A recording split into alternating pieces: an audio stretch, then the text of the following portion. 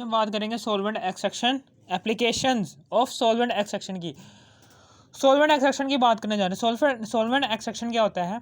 Solvent extraction में हम बात करने जा रहे हैं इसकी एप्लीकेशंस की। हमने पीछे बात कर ली है सॉल्वेंट एक्सट्रैक्शन की टाइप्स के बारे में। सॉल्वेंट एक्सट्रैक्शन की दो टाइप्स थी, लिक्विड एक्सट्रैक्शन और दूसरी टाइप थी सॉलिड स्टेट एक्सट्रैक्शन। ठीक है ना। लिक्विड एक्सट्रैक्शन में हमने मज़ीद 4 टाइप्स पढ़ी थी, counter grand extraction, batch extraction और continuous extraction, solid phase extraction. ठीक है ना। सॉलिड फेस एक्सट्रैक्शन में हमने सॉलिड फेस एक्सट्रैक्शन के अंदर हमने बात की थी। फिर उसके बाद सॉल्वेंट एक्सट्रैक्शन की पहली किस्म लिक्विड एक्सट्रैक्शन के अंदर हमने 4 टाइप्स पढ़ी थी, जो कि मैंने आपको बता दी हैं। फिर सॉल्वेंट एक्सट्रैक्शन की दूसरी टाइप यानी कि सॉलिड फेस एक्सट्रैक्शन के अंदर हमने सॉलिड फेस एक्सट्रैक्शन के अंदर भी हमने बात की थी इसकी एक टाइप की। ठीक है ना, वो टाइप ठीक ओके, समझ आ गई। लेकिन अब हम सॉल्वेंट एक्सट्रैक्शन को पूरा के पूरा पढ़ने के बाद उस सॉल्वेंट एक्सट्रैक्शन को हम अप्लाई कहाँ पर कर रहे हैं, एप्लीकेशंस पढ़ने जा रहे हैं। एप्लीकेशंस ऑफ सॉल्वेंट एक्सट्रैक्शन के अप्लाई कहाँ पर कर रहे हैं हम सॉल्वेंट एक्सट्रैक्शन को, जो कि हमने सारे के सारे पढ़े हैं। सबसे पहला है solvent extraction is used in lab for the separation of compound.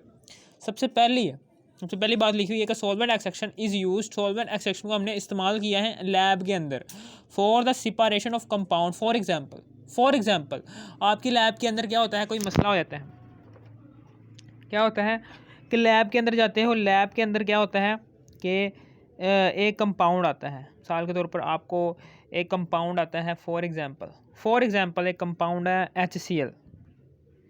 ठीक है ना। मिसाल के तौर पर एक कंपाउंड है ये स्टार, मिसाल के तौर पर ये है, ये कंपाउंड रखा हुआ था। फॉर एग्जांपल गलती से ना इसके अंदर एक और कंपाउंड आकर गिर जाता है। ठीक है ना, एक और कंपाउंड आकर गिर जाता है ऐसे करके, ये देखो गिर गया। अब हमने इसको एक और कंपाउंड आकर गिर गया। ठीक है ना। अब हम क्या करेंगे, अब इस कंपाउंड में से हम क्या करेंगे, हमने अपना ये जो सा फॉर एग्जांपल ये जो सा कंपाउंड था ये, इसको हमने अलहदा करना है, सेपरेट करना है। यह हमारा क्या है, डिज़ायर कंपोनेंट है। कौन सा कंपोनेंट है, डिज़ायर कंपोनेंट है। हमें ये चाहिए, गलती से वो मुसल्लस ये जो सा पार्टिकल है ये इस पर आकर गिर गया, गलती से इसमें आकर गिर गया, हमने इसको अलग करना है। हमने एक ऐसा सॉल्वेंट लेना है कि जो इस पार्टिकल को यानी कि जो सा आपको चाहिए ही नहीं है, जो सा आपको नहीं चाहिए पार्टिकल, उस पार्टिकल को अपने अंदर एक्सट्रैक्ट कर ले और बाकी क्या छोड़े, ये डॉट वाले पार्टिकल्स। ठीक है ना, समझ आ गई। यानी कि क्या मैं कहना चाह रहा हूँ, मैं ये कहना चाह रहा हूँ कि अगर फॉर एग्जांपल लैब के अंदर कोई गलती वगैरह हो जाती है, कोई कंपाउंड के अंदर कोई दूसरा कंपाउंड आकर गिर जाता है, तो आपका जो सा डिज़ायर कंपोनेंट है उस डिज़ायर कंपोनेंट के अंदर कोई और कंपाउंड आकर गिर गया, आप क्या करेंगे उस डिज़ायर कंपोनेंट यानी कि वो कंपाउंड, वो जो सा डिज़ायर कंपोनेंट होगा, ये जो सा डिज़ायर कंपोनेंट है, फॉर एग्जांपल ये कंपोनेंट है ना डिज़ायर कंपोनेंट, इस डिज़ायर कंपोनेंट को अलग करने के लिए हम एक ऐसा सॉल्वेंट इस्तेमाल करेंगे कि जो सिर्फ और सिर्फ इसी पार्टिकल को अपने अंदर एक्सट्रैक्ट करके हमारा जो सा डिज़ायर कंपोनेंट है उसको अलग कर दे फ्रॉम ये जो उनसे हमें नहीं चाहिए पार्टिकल। ठीक है ना, उससे हमारे ठीक है ना डिज़ायर कंपोनेंट अलग हो जाए और अच्छा वाला और बेकार वाला कंपोनेंट अलग हो जाए। Solvent extraction is used in lab for the separation of compounds की सेपरेशन के लिए लैब के अंदर इस्तेमाल किया जाता है, कंपाउंड्स की सेपरेशन के लिए, वही compounds. It is used in pharmaceutical industries. ये फार्मास्यूटिकल इंडस्ट्रीज़ एक ऐसी इंडस्ट्रीज़ होती हैं कि जिसके अंदर फार्मास्यूटिकल इंडस्ट्रीज़, इनकी दवाइयों वगैरह की इंडस्ट्रीज़। फॉर द प्योरीफिकेशन क्या होता है इसमें, फार्मास्यूटिकल इंडस्ट्रीज़ कौन सी इंडस्ट्रीज़ होती हैं जो दवाइयाँ बनाती हैं। For the purification of medicine, जिसमें हम मेडिसिन की प्योरीफिकेशन करते हैं, यानी कि मेडिसिन लेते हैं, मेडिसिन को प्योरीफाई करते हैं, मेडिसिन की प्योरीफिकेशन करते हैं। And to determine the purity of a substance, और एक सब्सटेंस की प्योरिटी को डिटरमाइन करते हैं। एक सब्सटेंस है, उसकी प्योरिटी को डिटरमाइन करते हैं। आपको समझ नहीं आई होगी बात। उसने कहा क्या, उसने कहा हम इसे फार्मास्यूटिकल इंडस्ट्रीज़ में यूज़ करते हैं। और आगे वो कह रहा है कि सब्सटेंस की प्योरिटी को डिटरमाइन करने के लिए, फॉर एग्जांपल एक मेडिसिन है, मेडिसिन के अंदर मेडिसिन है, ठीक है ना। मेडिसिन जब बनकर तैयार हो जाती है ना इंडस्ट्री, फार्मास्यूटिकल इंडस्ट्री में, तो आप क्या करते हैं, मेडिसिन के अंदर अगर कोई प्योरिटी, एक ऐसी प्योरिटी आ जाती है मेडिसिन के अंदर कि जो हमारा जो सा, फॉर एग्जांपल आपको पता चल जाता है चेकिंग के बाद, आपको यानी कि मशीन बता देती है आपको कि ये मेडिसिन है, इस मेडिसिन के अंदर ये प्योरिटी जो सी है, ये एक एक्स्ट्रा पार्टिकल्स आ गए हैं जो कि इंसानी सेहत को बरकरार रहने में मदद नहीं कर सकते। उन प्योरिटीज़ को अलग करना है उस मेडिसिन से, यानी कि आपने मेडिसिन में से उन नेसेसरी यानी कि मेडिसिन जो सी हैं, मेडिसिन के अंदर से आपने जो से मेडिसिन के अंदर से आपने जो से एक्स्ट्रा पार्टिकल जो सी प्योरिटी है उसको आपने अलग करना है। आपको पता चल गया कि भाई एक एक्स्ट्रा चीज़ आ गई है मेडिसिन के अंदर जब मेडिसिन बन रही थी, तो आप क्या करेंगे, आप उसकी प्योरिटी को डिटरमाइन करेंगे।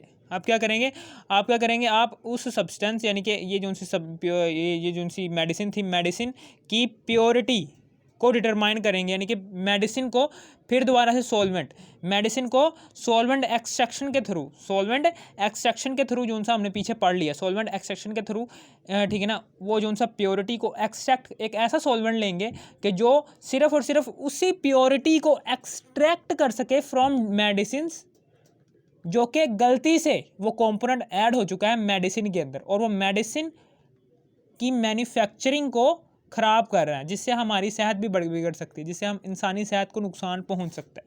वो कंपाउंड को अलग करने के लिए, जब वो कंपाउंड अलग हो जाएगा मेडिसिन से, जब वो कंपाउंड मेडिसिन से अलग हो जाएगा, मेडिसिन के कंपाउंड से अलग हो जाएगा, तो हमें प्योर मेडिसिन डिटरमाइन हो जाएगी।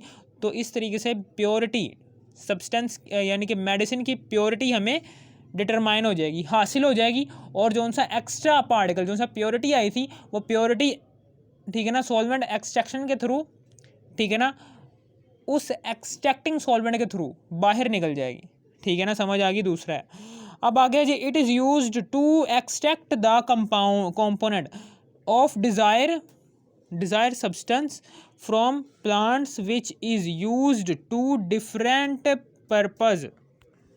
ये तीसरा वाला है। तीसरे वाले में फॉर एग्जांपल हमने पहले ज़माने में क्या होता था कि मलेरिया आया था जब नया, तो मलेरिया जो सा था, मलेरिया के इलाज के लिए क्यूनानीन, दरख्त से क्यूनानीन आप अखज़ करते थे,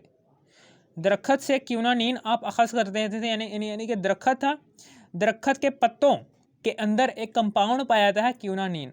आप क्या करते थे, दरख्त के पत्तों से उस क्यूनानीन, उस डिज़ायर कंपोनेंट को अलग करते थे एक एक्सट्रैक्टिंग सॉल्वेंट के थ्रू, ठीक है ना। वो क्यूनानीन क्या करता था, वो मलेरिया के इलाज के लिए जो उनसी मेडिसिन बन रही होती थी, उस मेडिसिन की फॉर्मेशन के लिए क्यूनानीन का यूज़ हो रहा होता है। यानी कि मलेरिया जो उनसा है, मलेरिया के इलाज के लिए क्यूनानीन इस्तेमाल हो रहा है। क्यूनानीन एक दरख्त में पाया जाता है, दरख्त से के पत्तों से क्यूनानीन को अखज़ करने के लिए, दरख्त के पत्तों से क्यूनानीन कंपाउंड को अलग करने के लिए आप क्या करते थे, आप एक एक्सट्रैक्टिंग सॉल्वेंट लेते थे, वो एक्सट्रैक्ट कर लेता था क्यूनानीन कंपाउंड को, और बाकी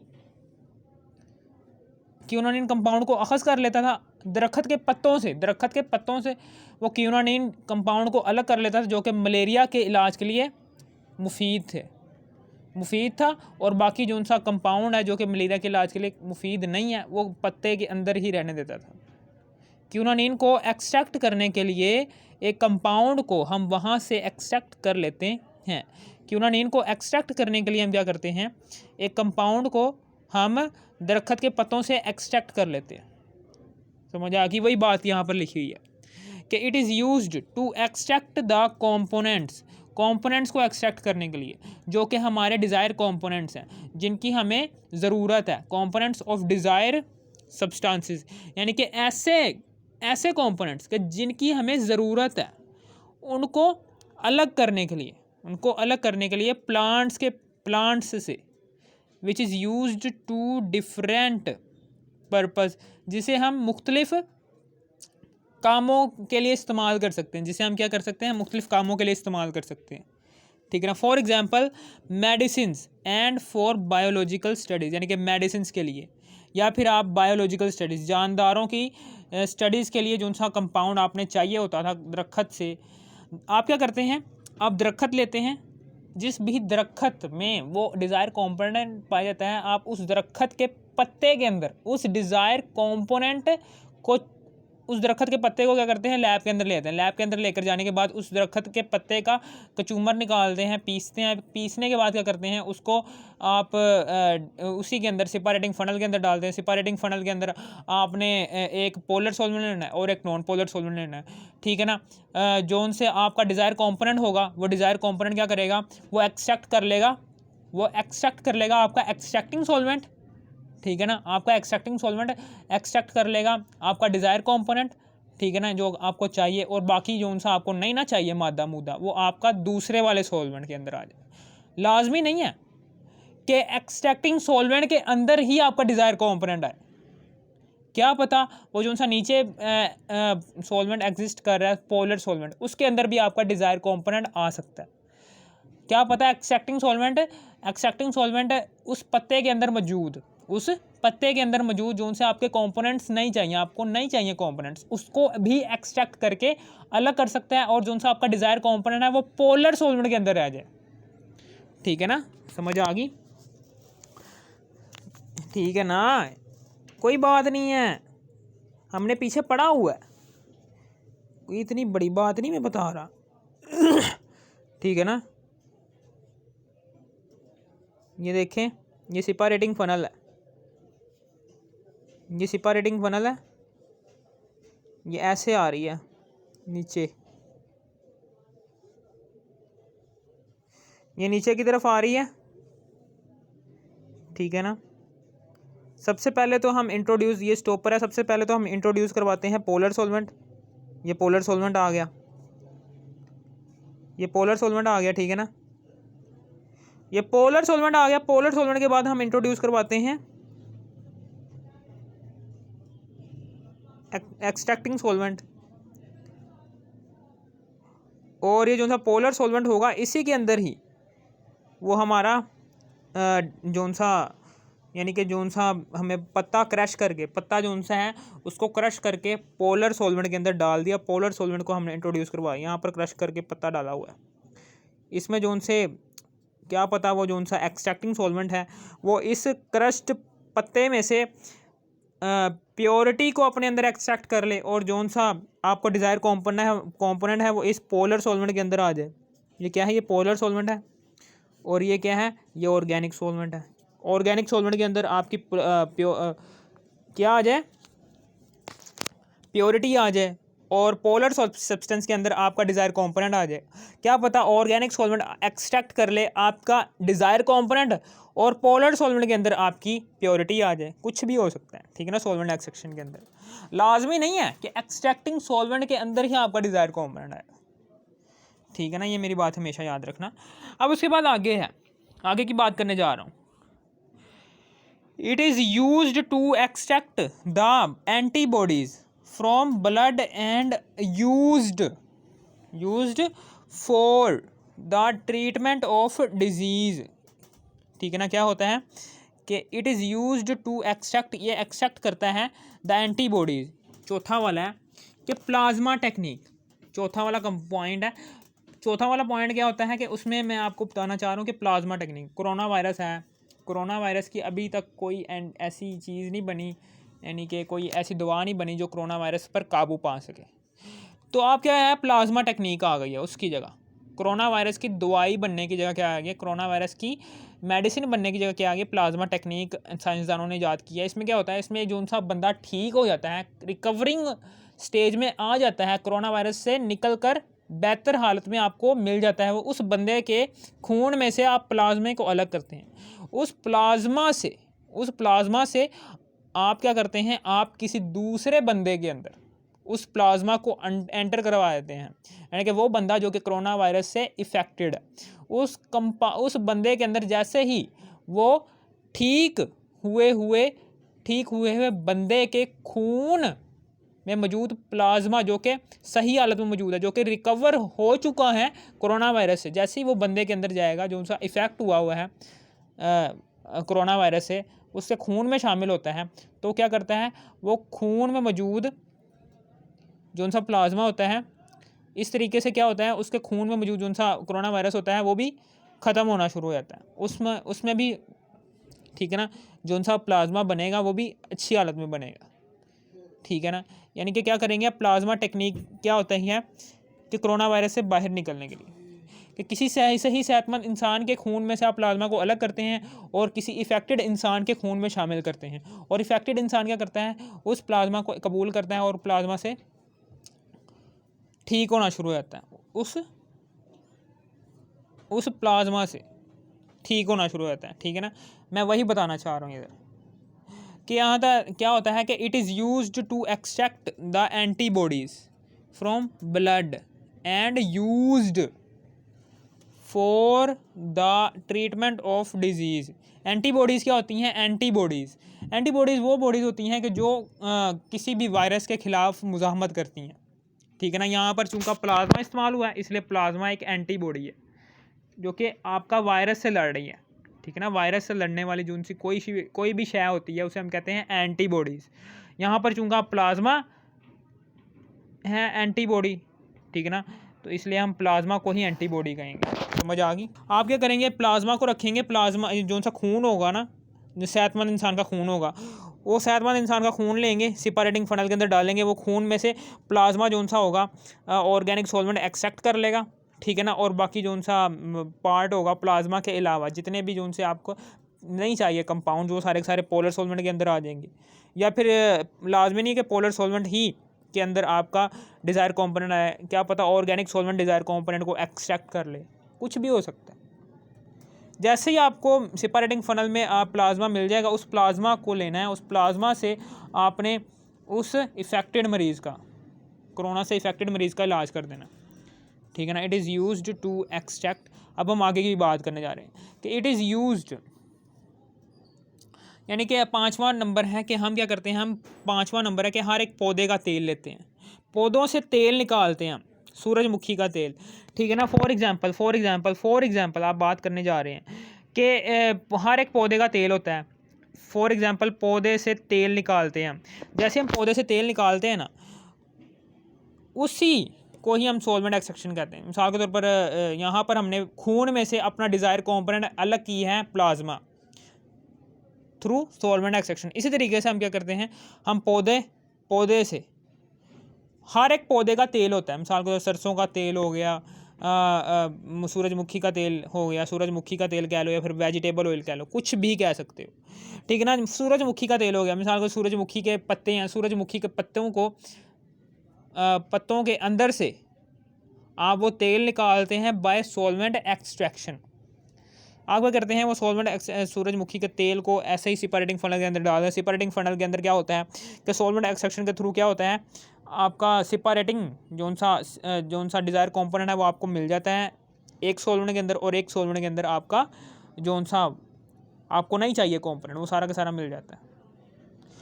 यहाँ पर हमें चूँका एक सॉल्वेंट के अंदर आपका डिज़ायर कंपोनेंट यानी कि तेल मिल रहा है उसी पौधे का, ठीक है ना, उसी पौधे का तेल मिल रहा है, तो आप क्या करेंगे, उसी सॉल्वेंट में से उसी पौधे का तेल एक्सट्रैक्ट करके उसी सॉल्वेंट के अंदर से उस पौधे का तेल निकाल सकते हैं।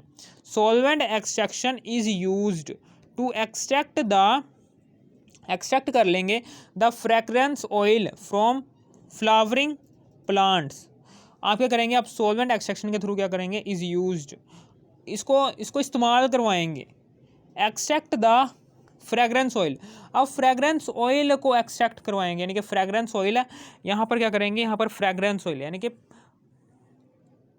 क्या करेंगे, फ्रेगरेंस ऑयल कह रहा हूँ ये, it is used to extract fat और ऑयल, यानी कि पौधों के पत्तों से, पौधों के यानी कि फूलों के पत्तों से, मिसाल के तौर पर गुलाब सूरजमुखी के फूल के पत्तों से आपने सूरजमुखी का तेल निकालना है, तो सूरजमुखी का तेल यानी कि वेजिटेबल ऑयल को हासिल करने के लिए आप क्या करेंगे, आप उसी फ्लावर को क्रश करके सेपरेटिंग फनल के अंदर डालेंगे। सेपरेटिंग फनल क्या करेगा, उसमें से तेल को निकाल देगा, तेल अलग हो जाएगा और जो सा आपका बकाया कंपोनेंट है, जो सी प्योरिटी है, वो अलग सॉल्वेंट के अंदर आपको मिल जाएगी। इस तरीके से आपका मिल जाएगा आपको तेल उसी प्लांट का, oil from plants.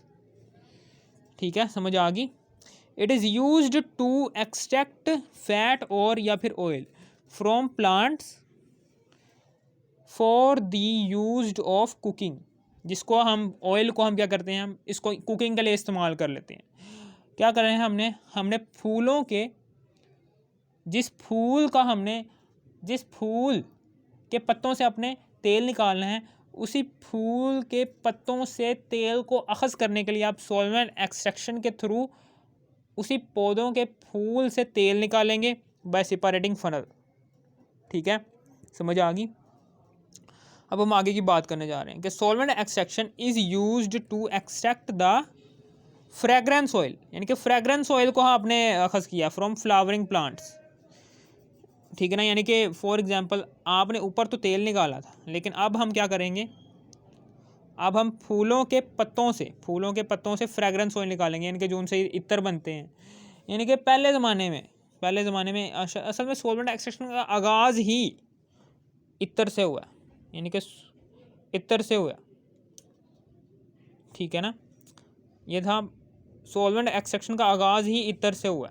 Solvent extraction का आगाज़ ही इत्र से हुआ है। इत्र क्या करता है, ये वेजिटेबल ऑयल जो उनसे खाने पकाने के लिए इस्तेमाल हो। इत्र क्या होता है, इत्र आपकी खुशबू को बरकरार, आपके जिस्म के अंदर खुशबू को बरकरार रखने के लिए एक शीशी के अंदर इत्र को भरा जाता है। उसी इत्र के अंदर जो सा सॉल्वेंट एग्जिस्ट कर रहा होता है, वो सॉल्वेंट किसका होता है, वो सॉल्वेंट किसी ना किसी फूल के अंदर मौजूद पत्तों से एक्सट्रैक्ट करके वो सॉल्वेंट तैयार किया जाता है। वो सॉल्वेंट जो सा होता है वो तैयार होता है। मिसाल के तौर पर आपको चाहिए जी गुलाब का फूल का इत्र, तो आप क्या करेंगे, गुलाब के फूलों को निचोड़ेंगे, निचोड़ने के बाद उसको क्रश करने के बाद यहाँ पर डालेंगे ऑर्गेनिक सॉल्वेंट के कि कोई सा भी एक सॉल्वेंट क्या करेगा, उस खुशबू को कैच करेगा एज अ सोल्यूट। वो सॉल्वेंट क्या करेगा, उस खुशबू को उस फूलों के पत्तों के अंदर मौजूद जो सी खुशबू होगी उसको अपने अंदर एक्सट्रैक्ट कर लेगा एज अ सोल्यूट। जैसे ही हम उस सॉल्वेंट के अंदर वो फूलों के पत्तों का रस आ जाता है, हम क्या करते हैं, उस सॉल्वेंट को उसके बॉइलिंग पॉइंट पर इवेपोरेट करवा देते हैं। और इवेपोरेट करने के बाद हमें उसी सॉल्वेंट से हमें वो जो सा फूलों के पत्तों के अंदर मौजूद जो सा रस है, उस रस या फिर आप कह लें कि सॉल्वेंट है, ठीक है ना, वो मिल जाता है। आप क्या करेंगे, वो जो सा सॉल्यूट आपको मिल चुका है, उस सॉल्वेंट को इवेपोरेट करवाने के बाद उस सॉल्यूट को हम शीशी के अंदर भरते हैं और उस शीशी के अंदर ही हम इत्र उस गुलाब के फूल की खुशबू को अब वो जो सा शीशी के अंदर आप शीशी को इस्तेमाल करेंगे, अपने जिस्म पर लगाएंगे, तो वो जो सा सॉल्यूट उसके अंदर एग्जिस्ट कर रहा होगा, जो सा आपने सॉल्वेंट के थ्रू निकाला है, सॉल्वेंट को इवेपोरेट करवाने के बाद जो सा सॉल्यूट आपने शीशे के अंदर भरा है, वो सॉल्यूट क्या करेगा, आपके पूरे जिस्म के अंदर गुलाब की खुशबू पैदा कर देगा। क्योंकि आपने वो खुशबू कहाँ से, वो सॉल्यूट कहाँ से, वो जो सी खुशबू है वो कहाँ से हासिल की है, गुलाब के फूलों के पत्तों के अंदर से। ठीक है ना, यही है कि solvent extraction is used to extract the fragrance oil from flowering plants, यानी कि फ्लावरिंग प्लांट्स थे, फ्लावरिंग प्लांट्स से आपने ठीक है ना खुशबूदार तेल निकाला। फ्लावरिंग प्लांट्स चंबेली का हो गया, गुलाब का हो गया, ठीक है ना, कोई सा भी ऐसा पौधा हो गया, कोई सा भी ऐसा फूल हो गया कि जो खुशबू रखता हो। फ्लावरिंग प्लांट्स से आपने किया, आपने खुशबूदार तेल निकाला। उस खुशबूदार तेल को एक्सट्रैक्ट किस प्रोसेस से किया, वो प्रोसेस था सॉल्वेंट एक्सट्रैक्शन। ठीक है ना, समझ आ गई। अब it is used to extract the desire metal such as uranium from the mixture of metals, यानी कि फॉर एग्जांपल कि मेटल्स का मिक्सचर है, मेटल्स का मिक्सचर है ये ऐसे करके, यहाँ पर एलुमिनियम भी आ रही है, ये मेटल का मिक्सचर है, यहाँ पर एलुमिनियम भी आ रही है, यहाँ पर यूरेनियम भी आ रही है, यहाँ पर एलुमिनियम एलुमिनियम भी आ रही है, यूरेनियम भी आ रही है, सोडियम भी आ रही है, पोटाशियम भी आ रही है, यानी कि बहुत ज़्यादा, कैल्शियम भी आ रही है, बहुत ज़्यादा मेटल्स आ रही हैं। इसमें से आपने यूरेनियम को अलग करना है, तो आप क्या करेंगे, आप ऐसा सॉल्वेंट, यूरेनियम क्या होगा, ये सोल्यूट ऐसे करके सॉलिड स्टेट में एग्जिस्ट कर रहा होगा, तो आपने क्या करना है, इन सारी की सारी मेटल्स के मिक्सचर को आपने सेपरेटिंग फनल के अंदर डाल देना है, सेपरेटिंग फनल के अंदर डाल देना है, और आपने एक ऐसा सॉल्वेंट चूज़ करना है तो सिर्फ और सिर्फ यूरेनियम को अपने अंदर एक्सट्रैक्ट कर ले, और बाकी के सारे जो उनसे एक्स्ट्रा पार्टिकल्स हैं उसको एक सॉल्वेंट के अंदर रहने दे, ठीक है ना, समझ आ गई। यानी कि आपने यूरेनियम को सारे के सारे एक्स्ट्रा पार्टिकल से, यूरेनियम के पार्टिकल्स को सारे के सारे एक्स्ट्रा पार्टिकल्स ऑफ मेटल्स हैं उससे अलग करवाने के लिए आपने एक ऐसा सॉल्वेंट इस्तेमाल करना है जो सिर्फ और सिर्फ यूरेनियम को ही अपने अंदर एक्सट्रैक्ट कर ले, और बाकी के सारे एक्स्ट्रा मेटल के पार्टिकल्स होंगे उसको एक्सट्रैक्ट ना कर पाए, ठीक है ना। लाजमी नहीं है कि एक्सट्रैक्टिंग सॉल्वेंट ने ही डिज़ायर कंपोनेंट को एक्सट्रैक्ट करना है, क्या पता है एक्सट्रैक्टिंग सॉल्वेंट ये सारे के सारे जो उनसे आपके यूजलेस पार्टिकल्स ऑफ मेटल्स हैं उसको एक्सट्रैक्ट कर ले, और यूरेनियम जो उनसे आपका पोलर सॉल्वेंट के अंदर आ जाए, ठीक है, समझ आ गई। यानी कि it is used to extract the desire component such as uranium from the mixture of metals. फिर आगे है जी, इट इज़ यूज्ड, हम इसे इस्तेमाल कर रहे हैं for the separation of components of mixture, it is used for the separation, आप इसको सेपरेशन कर रहे हैं ऑफ कंपोनेंट्स ऑफ मिक्सचर, यानी कि फॉर एग्जांपल ये मिक्सचर था, इसमें ट्रायंगुलर पार्टिकल्स थे और सर्कुलर पार्टिकल्स थे, इन ट्रायंगुलर और सर्कुलर पार्टिकल्स को जैसे ही हमने यहाँ पर दर्ज करवाया, मिसाल के तौर पर ट्रायंगुलर पार्टिकल्स से पोलर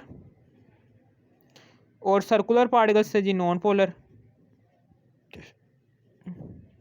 लाइक डिजोल्व लाइक का प्रोसेस होगा, ठीक है ना। पोलर सॉल्वेंट के अंदर ये सब कुछ आए होंगे, ये ट्रायंगुलर पार्टिकल्स भी आए होंगे, तो ये ऑर्गेनिक सॉल्वेंट, ये चूंकि ऑर्गेनिक सॉल्वेंट होता है, ऑर्गेनिक सॉल्वेंट कह लो, ऑर्गेनिक सॉल्वेंट कह लो, या फिर नॉन पोलर सॉल्वेंट कह लो, या फिर नॉन एक्वा सॉल्वेंट कह लो, 3 नाम है, और ठीक है ना। ये जो सा नॉन पोलर सॉल्वेंट होगा ये नॉन पोलर सॉल्यूट के पार्टिकल्स को अपने अंदर एक्सट्रैक्ट कर लेगा, यानी कि ये जो उनसे गोल आकार के पार्टिकल्स होंगे ये सिर्फ और सिर्फ ये ऑर्गेनिक सॉल्वेंट अपने अंदर एक्सट्रैक्ट कर लेगा, और पोलर पार्टिकल्स, सॉलिड के पोलर पार्टिकल्स जो उनसे होंगे वो पोलर सॉल्वेंट के अंदर रह जाएंगे, यानी कि सिर्फ और सिर्फ ये ट्रायंगुलर पार्टिकल्स जो उनसे हैं, ये ट्रायंगुलर पार्टिकल्स जो उनसे हैं ये इधर रह जाएंगे, ये ट्रायंगुलर पार्टिकल्स इधर रह गए, सॉल्यूट के पोलर पार्टिकल जो उनसे थे वो पोलर सॉल्वेंट के अंदर ही रह गए, और जो उनसे सॉल्यूट के नॉन पोलर पार्टिकल्स थे वो और नॉन पोलर सॉल्वेंट के अंदर चले गए। अगर आपको इस वीडियो की ज़रा सी भी समझ आ गई, थोड़ी सी भी समझ आ गई हो ना, तो इस वीडियो को कर दो लाइक और सब्सक्राइब और शेयर भी कर देना। Thanks for watching.